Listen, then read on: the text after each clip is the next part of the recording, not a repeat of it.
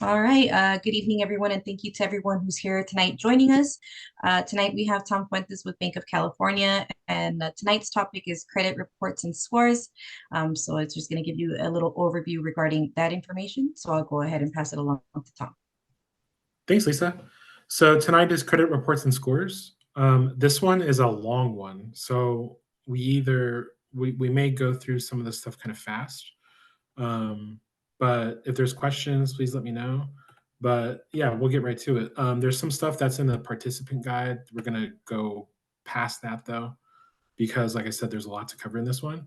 So in this one, we're going to understand credit reports and how the information in credit reports can affect many areas of our lives, and understanding key, um, I guess, rights, and understanding the the types of things that we're entitled to as a part of the Fair Credit Reporting Act.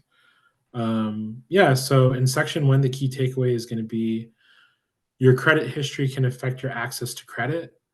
It's going to affect your access to loans, jobs, housing, insurance, and other important services. And understanding your rights will help you protect your credit history.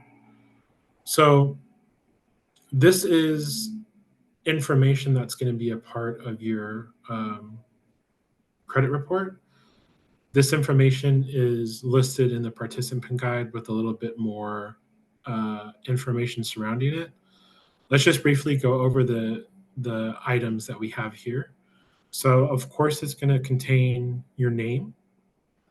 It's going to contain your age, whether or not there's any arrests or convictions associated.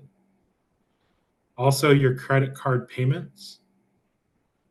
It'll also mention your income. I'm sorry. Let's back up a little bit. Some of these things are going to be listed, and some of the things are not going to be listed. My apologies. So of course your name is going to be on there. Something like your birth date is not. Arrests and convictions also not. My apologies. Your credit card payment history will be on there. So credit card payments are listed along with the name of the financial institution that they're associated with. Your income is not listed on your credit report. There's going to be bankruptcies that are a part of the listing. Your cell phone's usually not going to be on there. However, if you have a late payment or a delinquency with a phone provider, that could be something that shows up, but it won't be your phone number per se. Your debt to income ratio, that's not going to be on there. The ratio is not included on your credit report. Student loan payments will be on there. Payment history for federal and private student loans will be associated to your credit report. Also, your credit limits. It'll show you your credit card limits, and the balance and the estimated minimum payment that you owe. Traffic tickets and fines, no, that's not going to be on your credit report. Savings account balances, no, that's not going to be on there either.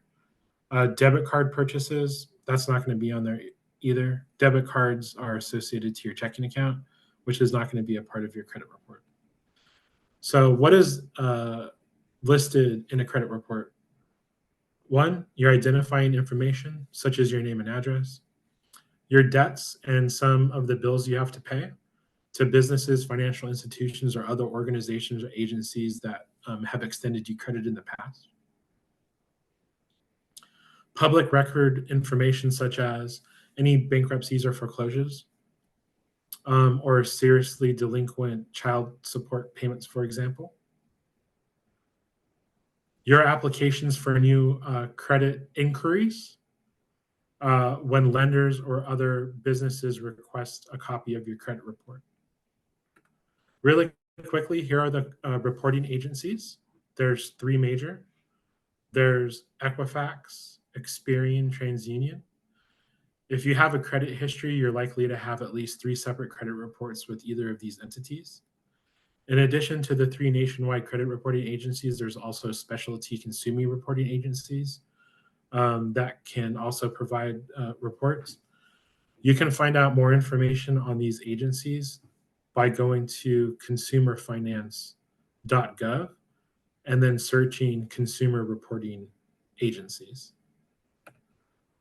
let's talk about your credit score specifically. What is a credit score? Credit scores are numbers based on information in your credit report. They're going to predict the likelihood of your ability to pay the bills and debt as agreed. So people with a higher score are likely to present a lower risk to creditors, while people with a lower score um, pose a higher risk per se. Higher credit scores indicate you have paid your bills and debts as agreed in the past, and you're likely to do so in the future. Who uses credit reports and scores? Definitely financial institutions, whether or not you're going to open up a credit card, for example. The credit card will inform them your risk uh, to the financial organization and the amount of maximum credit line that they're going to assign to you for the most part. Landlords can also use a credit score for the purposes of renting an apartment, for example. You also have some utility companies, they can use them to decide whether or not you'll pay like a security deposit and determine how much that deposit would be. Some cell phone companies will require your credit score. Um, this will be sometimes used for the purposes of whether or not you're going to get a phone and say finance that phone and have that be built into your monthly payments, for example. Some states allow insurance companies to use information from your credit report to decide whether they'll sell you insurance or not. So it's state dependent. Same thing with employers. Some employers might use a credit score to give them an idea of helping them inform their background checks that they perform. Also, some state agency or affiliated organizations may use them to determine eligibility for professional licenses or for people who get a real estate license, for example.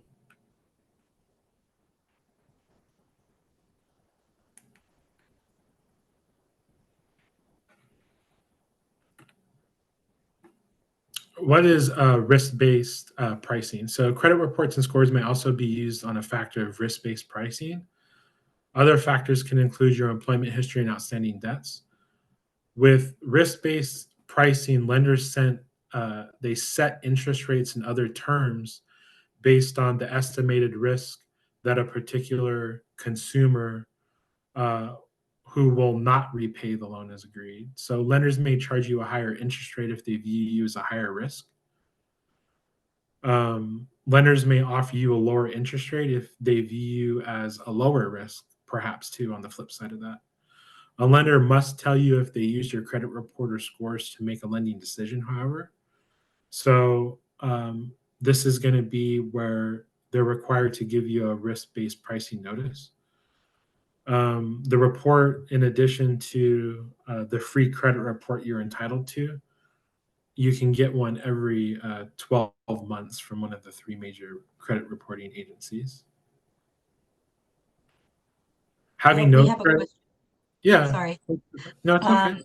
So Kaheli is asking, when an employer inquires in regards to your credit, does it hurt your score? Like, is it Oh, like a I hard understand. inquiry? So if, I mean, that's kind of it's almost kind of a leaning towards yes, because anytime you pull your credit report, it counts as a I think we get into it when we get further into the workshop. It counts, I can't remember what the word is, but anytime that you pull a credit report, it does fluctuate and impact your score. It's not Are you it talking doesn't about a soft inquiry? Yeah, that's what it thank you for that. They're called inquiries. So yes, some inquiries will fluctuate your score back and forth.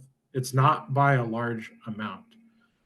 If an employer is requesting a credit report, by them requesting it, it's not really affecting your credit score. It's not even creating a line item in it.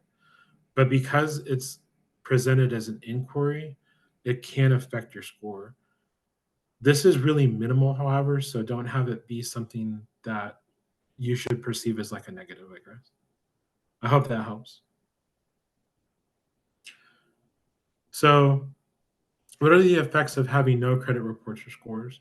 There's definitely something that's called credit invisible, which is having no credit report or score associated to you. Without a good credit history, you may have harder time accessing things, getting a credit card or a loan when you need it, renting an apartment, getting a favorable cell phone plan, so on and so forth. So that we do run into this conundrum, if you will, that yes, credit is definitely something that we can get into trouble if we don't manage it correctly. However, if we completely avoid it, we do run into the risk of being credit invisible. So that way, when we need to open a credit card, if we don't have that credit card history, excuse me, if we don't have that credit score history to pull from, we might not be able to get that particular product. So it comes with a balance, if you will. We're not going to go over this. This is a part of the participant guide, but feel free to go through it after the workshop. These are going to be scenario based that kind of help understand a little bit more detail of the lesson at hand. And on this try it, it's going to be whether or not credit scores matter. You can read the scenario and answer the questions based on information that you can find from the Fair Credit Reporting Act that will be in your participant guide. Let's talk about opting out really quick. Many people don't want to receive pre-screened offer from credit companies. I don't know about you, but at my house, I get these often in the mail, which is, hi, Tom, you've been pre-approved for a credit card. I'm not really interested. It's really just junk mail. So opting out of these kind of things can reduce unwanted mail and also can present an opportunity where you're limiting yourself on your identity being stolen, because sometimes these offers have a lot of personal identifying information in them, and if someone steals your mail, then we could be at risk. So opting out can really cut down on those pre-screened offers. I don't have it on the slide here, but there's a phone number that you can call to opt out. It's also at optoutprescreen.com. And you can also go to the credit reporting agencies and do this as well. But if you go to that optoutprescreen.com, it'll allow you to opt out permanently from those pre-screen offers. So in our takeaway, credit histories can affect access to so many different products, like credit cards, loans. They can affect your job potential, your housing potential, whether or not you want to get car insurance. And of course, the insurance thing is very much state dependent. But understanding your rights and knowing how to review your credit report is a good first step in understanding your credit score. But now that we've covered that, let's actually talk about some credit score specific stuff. So in this, we're going to talk about steps to improve and manage a credit score, which is going to include paying bills on time and as agreed. So the basics of credit scoring: a credit score is a number calculated from information on your credit reports. Generally, the higher the number, the better your credit history. So each entity that provides credit scores has its own proprietary calculation. Remember, we talked about the big three: Equifax, TransUnion, and Experian. You may have heard of something that's called FICO. That's a model that can be used. Lenders and other people use this credit score to predict the likelihood of you paying back your debts. So the models calculate your scores based on your past history, with credit compared to how many other people you've paid debt obligations to. So more recent information has greater weight in the model. So the older information has less of a weight generally. There's two significant factors that affect the credit score: whether you repay debts on time and as agreed, and how much you currently owe on each account compared to the credit limit or the original loan term. This term's usually associated to something that's called a credit utilization rate. Additional factors include how long you've had that particular loan, or like how long you've had that particular credit card open. So for example, managing both a credit card and an installment loan like a car loan can be viewed favorably because you have a good credit mix, which is the other factors that some financial institutions use, which is not just the fact that you have a credit card, but a diverse set of loans that you have outstanding. So a good mix of this would be something like having a credit card and maybe a car loan, or having a credit card and maybe a student loan. A good credit mix can also affect your credit score favorably. More basics of credit scoring. There's multiple producers of credit scores. Therefore, you're likely to have multiple credit scores, not just one. One well-known company we already talked about, Fair Isaac Corporation, or FICO.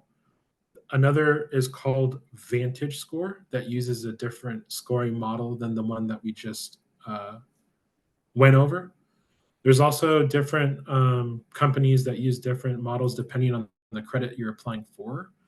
And this is more typically found in that of like residential mortgages and whether or not you are going to purchase a house. Here's a FICO model. It's the main one. And this is representative of the entire pie, if you will.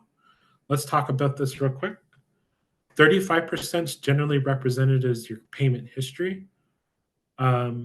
It's whether you've made repayments on your debts owed. And remember, this is past and future dependent. So there's like kind of a chronological order associated to that payment history. Also, 30% is allocated for those amounts that you owe. Think about this as available credit that's being used or that you've borrowed. The next is 15%, and this is that length of credit history. This is how long that you've had your accounts open. Next is that credit mix we kind of talked about, having a combination of both credit cards, for example, or installment loans like a car loan, or maybe a department store card or a student loan, for example, or it could be your mortgage too. 10% is new credit, and it's whether or not you're opening any new accounts. So that's kind of just like a basic snapshot of what the model looks like. So you can order your credit scores. Your credit score order may not be the one used to make certain decisions about you, but it may be in the same range. If you get turned down for credit, you have the right to see the exact score used in that credit decision, which is important because we don't want to just take people's word for it, especially if you haven't pulled your credit report in a while. You can make sure your credit scores actually reflect the information in your credit report by getting your credit report and reviewing the information on them and disputing any errors that may be associated to it. I hope we get to it. There's going to be a section where we talk about how to dispute any errors on your report. Next up, we have another participant guide scenario that you can go over after the workshop. In this scenario, Alex needs a new truck, and you'll go through the scenario to understand more about understanding how a score would affect buying a new vehicle. And really quick, as a part of that function in the participant guide, here's a snapshot that you can use in understanding that scenario. So this breakdown shows what is a good credit score.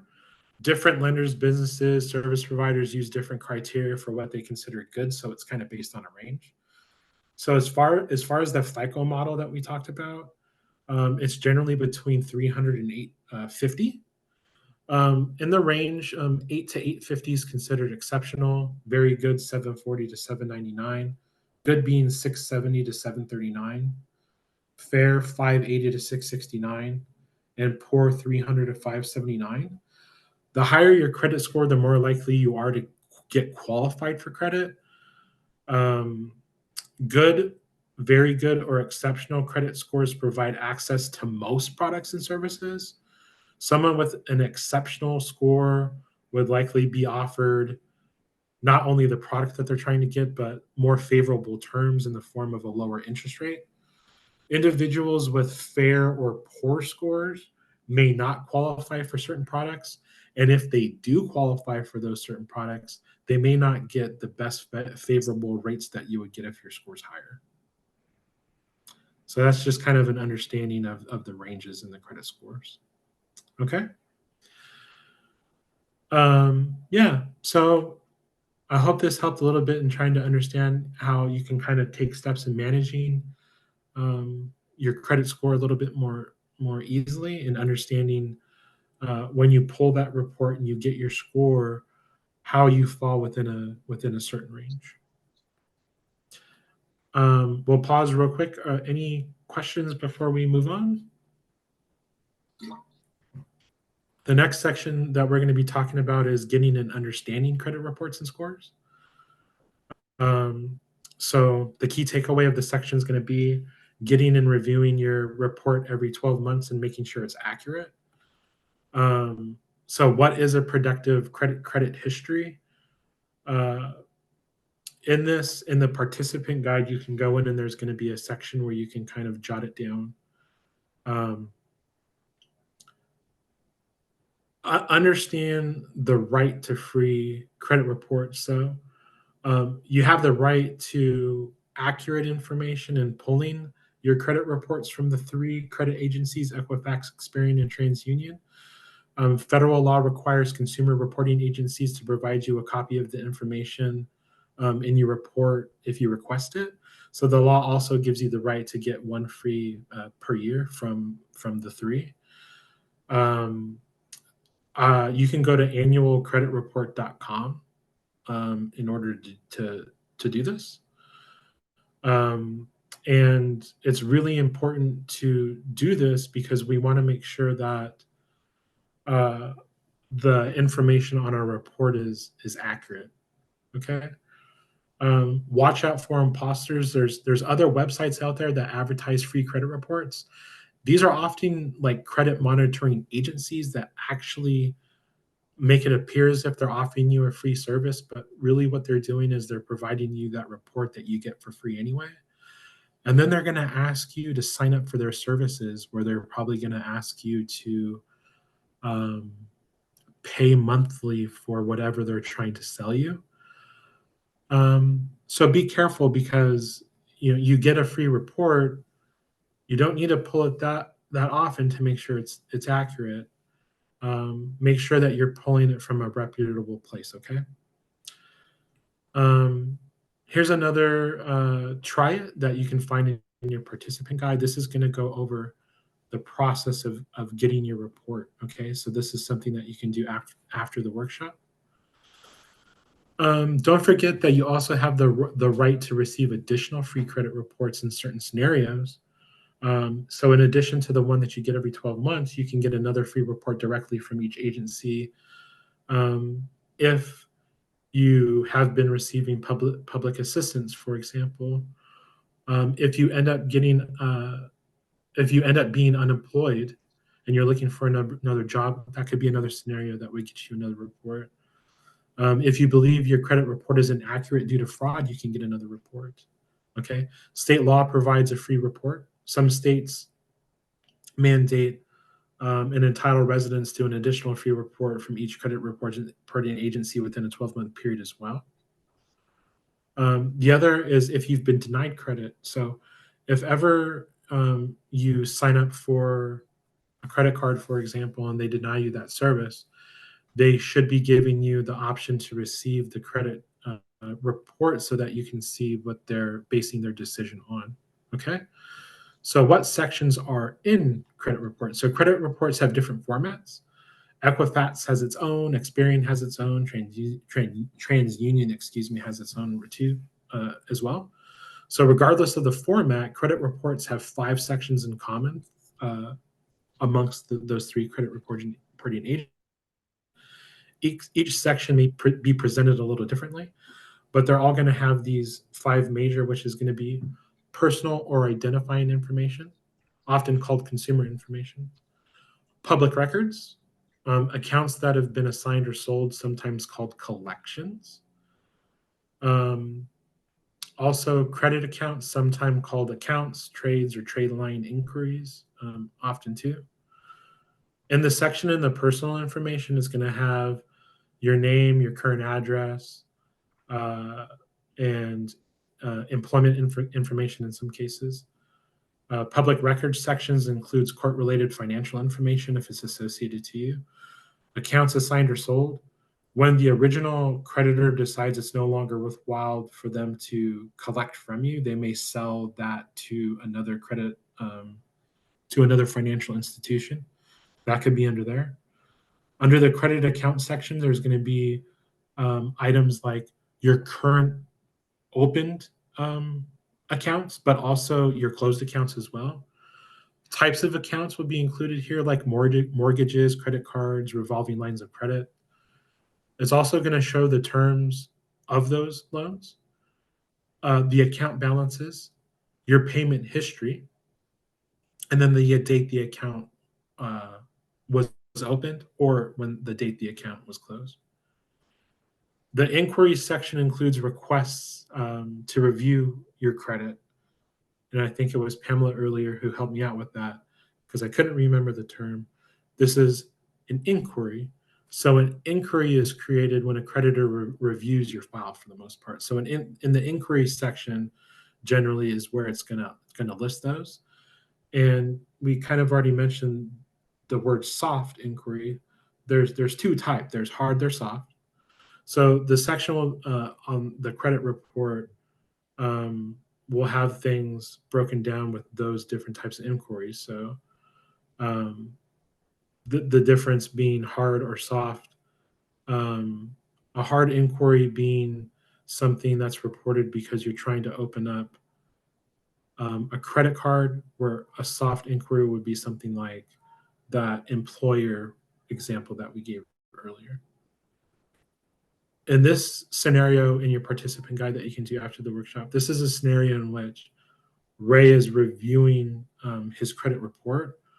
You can go through this scenario to get a little bit more hands-on in understanding the different sections of the credit report. And in this scenario, you're going to have a breakdown of basically Ray as a person. It's going to have his name, his address, his information. You can go through that as the scenario to understand what's going to be listed on the credit report. And it's pretty detailed too, so I recommend checking that portion out.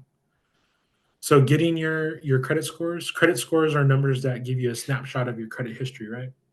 At a given point of time. So if you have a credit history, you have more than one credit score, right? So all the information used to generate these credit scores come from credit reports. If you don't have credit reports, you won't have access to credit scores. So you may know one or more of your credit scores today, but they could change next week or even tomorrow, right? So you aren't guaranteed free credit scores like you are free credit reports, but you can still get them. You may not be able to get them for free, but you may be able to pay a fee. You may also able to access your FICO or Vantage general credit scores for free. You can do this by contacting some nonprofit agencies that have credit counseling services or housing counseling services, or financial counseling services. Okay, and you can just do a quick Google search. Speaking of housing counseling agencies, this is something that I do as a function of my job with the bank as a community outreach officer. I actually have regular conversations with housing counseling agencies because we participate in a first-time home buyer program, and through the facilitation of being a HUD certified counseling agency, they're able to provide that counseling and those scores as a part of your participation with that nonprofit. So that's pretty cool. Review your credit card statements and visit your financial institution's website as well.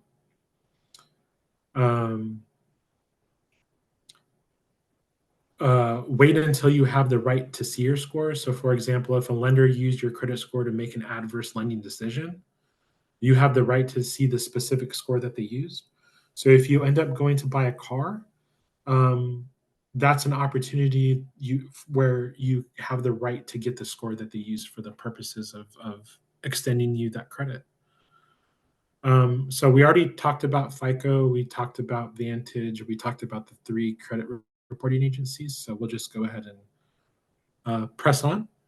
So takeaway, make sure that you're getting that free credit report on an annual basis and making sure that you're verifying it for accurate information.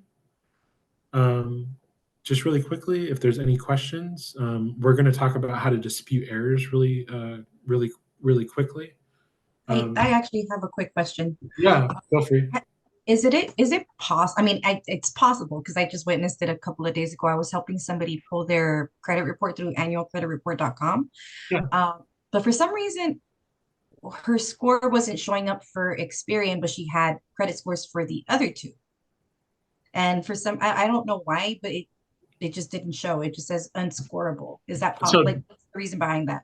that's really weird because technically you should have all 3. So the only thing that I'm aware of is what type of credit she had. Certain types of credit won't hit certain agencies. It's kind of weird because they all use their own method. So that's the only thing I can attribute it to. Okay. Did you see the types of credit that she had on the credit report? So she had like an ongoing payment for a car, for example. She had history on her TransUnion from like 1992. Oh, I see. Yeah. So some of it was quite old. Yeah, pretty old stuff, but like under her Experian one, there wasn't really anything. It was Oh, like literally a 6 pages in comparison to 44 pages from TransUnion and Equifax. well, it's weird. The car should have showed up on there. I think that might have been, but it doesn't show. Yeah, I don't even. I have to look at her file. It doesn't really show anything. That's why I was That's like, weird. yeah, So the car should show up on there, but the other thing that of maybe why it's not is because of how old it is. how old her credit is. Okay, Yeah. So all those right, are 2 possibilities. okay. But yeah, Thank you. usually the 3 are pretty similar across. Mhm. Okay. Yeah, so you could find errors on your credit report. We want to make sure that you file right away. Credit reporting agencies make mistakes. They're people too, just like us. So you're the best person to review, and it's true because you're the one that knows your personal identifying information to make sure that there's no errors associated to who you are. Because what if they spelt your name wrong or they got your name wrong altogether, right? There could be incorrect reporting of account status. You are the best person to know whether or not that's accurate. So I want you to make sure that you're pulling that report and not only checking it to see what your credit score is to make sure it's accurate, right? Because what if someone said that they ended up closing an account, but they didn't? That can affect your score. Make sure that all accounts that should be closed should, and all open accounts that should be open are open. So just make sure that the reporting of the account is accurate, right? Could be data management errors too, incorrect information that appears after it's been corrected, right?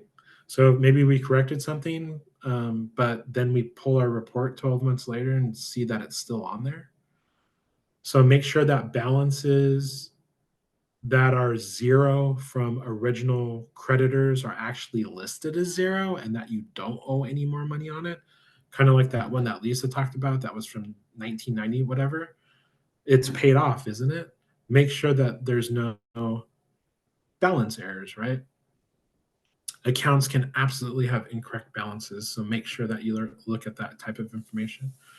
Also, outdated information, like if something is 19 years old, it could be outdated. Some bankruptcies can be reported up to 10 years. If you have a bankruptcy on there and it's been more than 10 years, then it's time that we get that taken off, for example, okay? So it's important to know statute of limitations. Different states have different rules associated to this, but if we see things on there that are outdated, we need to get them removed. Time limits on negative information. Bankruptcies are reported for 10 years, although credit reporting agencies generally report Chapter 13 bankruptcies for only 7 years. Tax liens and civil judgments can be reported for 7 years. However, these types of public records must meet specific criteria in order for them to even appear on your credit report in the first place. No time limits. So a job with a yearly salary of 75,000 or more. So there may be no time limits for reporting negative credit information when someone applies for a job over a certain salary amount.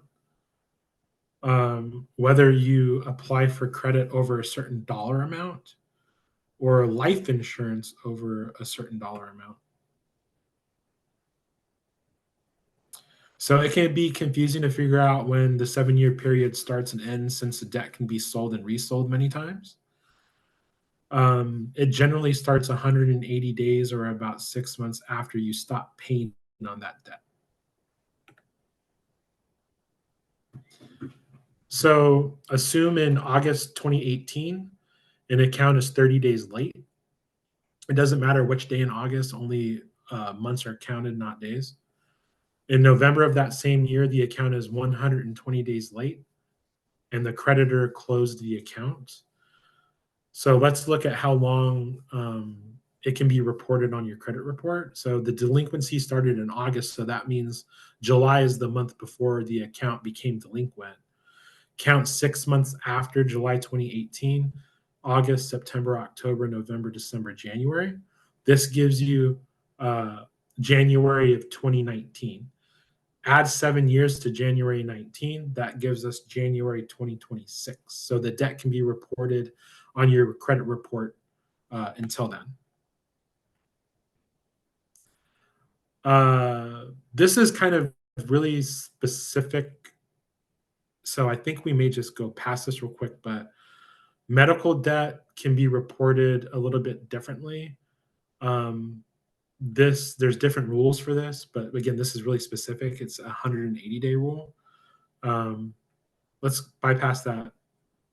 That one's kind of very specific. How to dispute errors on your credit report. There's 2 options. Option 1, use online forms on the websites from TransUnion, Experian, and Equifax.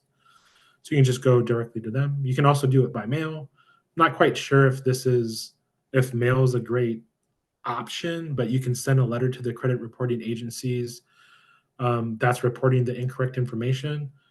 I would recommend just going and doing it online. It's probably easier. So the letter that you sent should include your complete name and address, a clear description of each item that you're disputing, request for information and corrected to be removed. Also, supporting documentation. So this is kind of an important one. Like we kind of talk about these things like when we get ready to file our taxes, making sure that we have the appropriate receipts and supporting documentations for when we file our federal and state taxes. This can also go and help when managing our checking and savings accounts too, making sure that we balance our receipts to our actual deposits and withdrawals. Same can go for your credit report too and your credit scores. If you ever have a line item that needs to be corrected or disputed, you may want to have supporting documentation in the form of like receipts, credit card statements, account statements, or an image of a check. So that could be useful too. Information for after you file a dispute. The credit reporting agency must send you a letter when their investigation is complete. The letter will describe the result of the investigation and include a statement of the corrected credit report. If that is, of course, if they agree with your dispute too. So once the item is changed or deleted, it's not supposed to be put back in the file unless information needs to be verified or corrected later. You can request that the credit reporting agency send notice of the correction to any individual or business that received your report in the past 6 months for any reason. That way they have the most updated one. So this is really just a lesson in making sure that you're a good record keeper, I guess. Always good to have more information than not. Here's another apply it in disputing errors. Feel free to go in the participant guide and do this after the workshop. This will help you in disputing errors and in identifying them on a credit report. Yeah, so on this section, just making sure that you're pulling that report every 12 months to make sure that the information is accurate, and being really a good kind of record keeper. I think that this is our last section. We're going to talk about building, repairing, and maintaining a productive credit history. So our key takeaway, your credit history does not reflect your credit future. So developing a productive credit history, again, in your participant guide, feel free to do this after the workshop. You're going to be presented with 3 scenarios. A scenario with Selena, who needs security clearance. That's pretty cool. Max, who wants to rent an apartment, and Vonnie, who needs a car loan. This will give you a little bit more detailed insight on using those scenarios to learn how you're able to build a credit history, maybe creating an alternative credit history. If you have a situation in which you need to repair or improve upon your credit history, which we'll get into a little bit here. So, so get and review your credit reports. This is going to go kind of hand in hand with the scenario. So that is in the participant guide. We'll go over this really quick.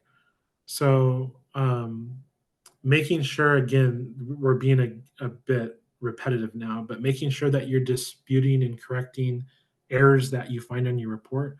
Because remember, any error that's going to be on there can negatively impact your credit score, and it can make it go down, for example. Building a productive and healthy credit history also will involve making sure that you're paying all of your bills on time and as agreed. Here's another really important one that I think we kind of forget about, which is using as little of your credit limit as possible. So this goes to with the credit utilization rate. If you have a credit card, and obviously that credit card will be reported on your credit report, if your credit limit's $5,000 and you constantly owe $4,500, that's going to negatively impact your credit score because your credit utilization number is too high. You want to get it lower. Lower means higher credit score. You can also use a credit building strategy. I think this is important in going back and talking about that idea of using credit counseling agencies, often in the form of nonprofits. They'll often have free counseling services that are far more informative than just the hour that we have twice a month with each other, where they can actually go in hands-on and help you come up with a good strategy and they'll ask you to bring in your credit report and they'll go through it with you. Keep old accounts open if you can. We already talked about it, right? As a part of the FICO model, accounts open for a long period of time will positively impact your credit score. Apply for credit only when you need it. Remember, applying for credit counts as a hard inquiry on your credit report and can negatively impact your credit score. So don't just open a credit card for no good reason, I guess is what I'm saying. You can also negotiate different terms. I always bring up this scenario back when I was in college. I had a student loan to pay for school. When I left, those loans ended up having to get paid, and it was a private loan, unfortunately, and the interest rate was really high.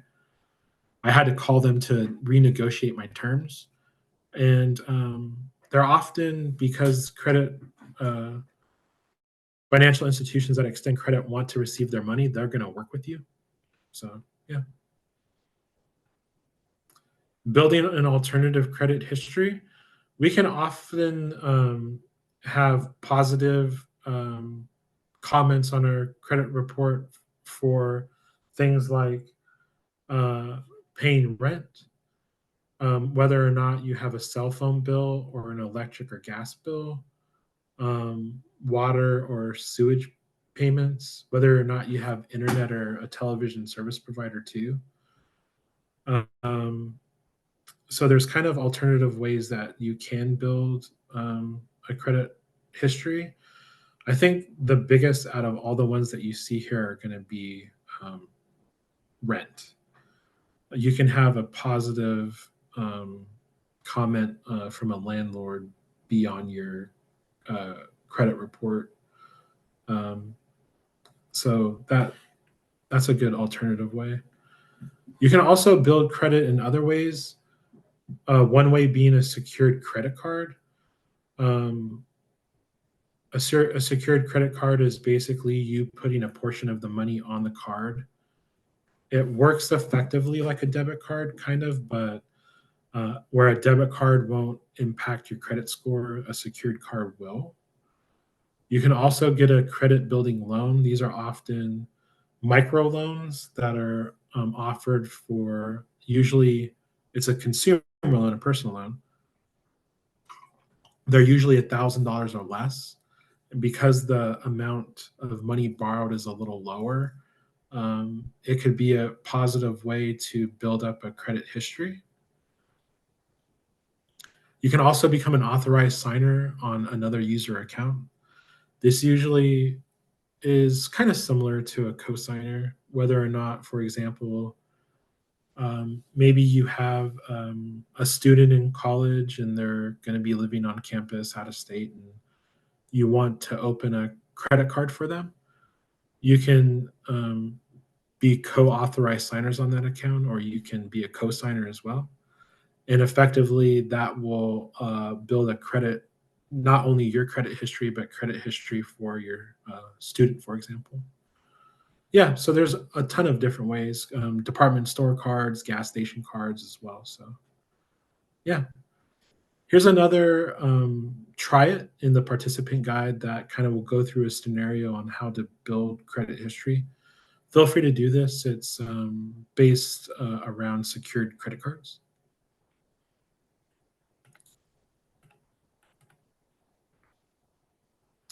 And in that scenario, it will go over ways that you can maintain credit. And again, this is very similar to building credit, making sure that your bills are paid on time, continuing paying down debt balances, keeping the proportion of your credit limit as low as possible. We already talked about this. Not applying for too much credit or credit that you don't need. And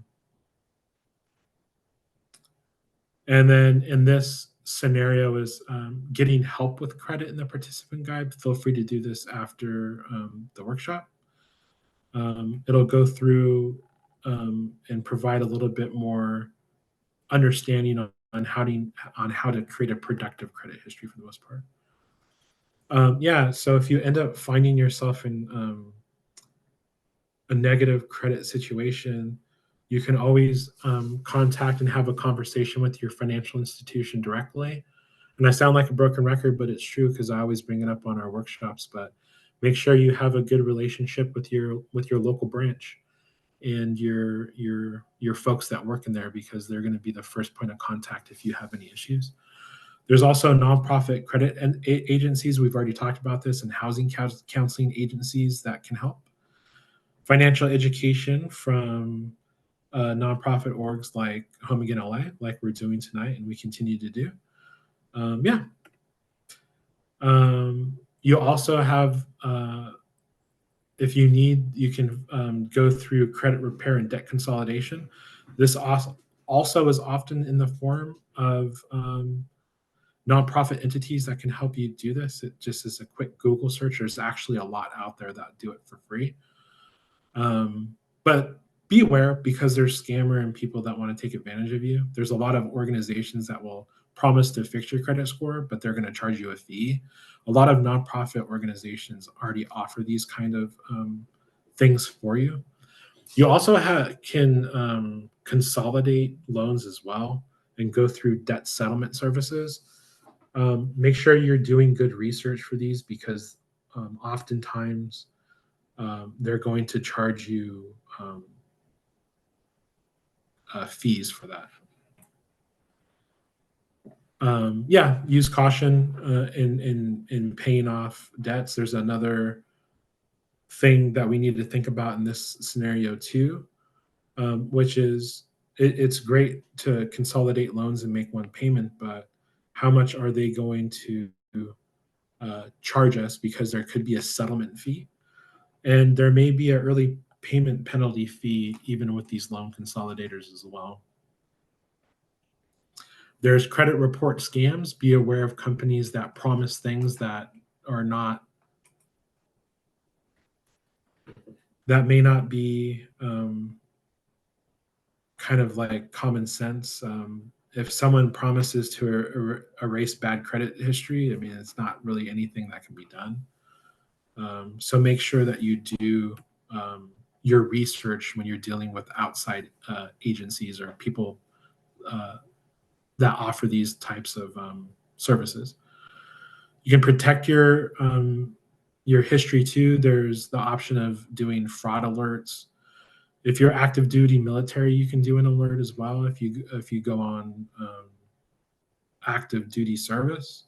You can also do extended fraud alerts too. You can completely do a credit freeze where there won't be any inquiries allowed to be on your credit history. And you also have the option to do a credit lock.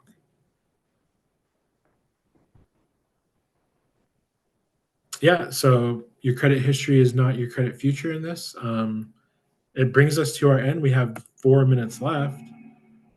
Are there any questions as I navigate back to my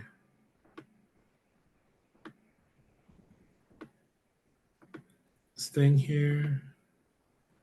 There we go. I'm back. Any questions that we might have? Not in the chat. Okay. If anyone has any questions, now's the time. Let me stop the recording.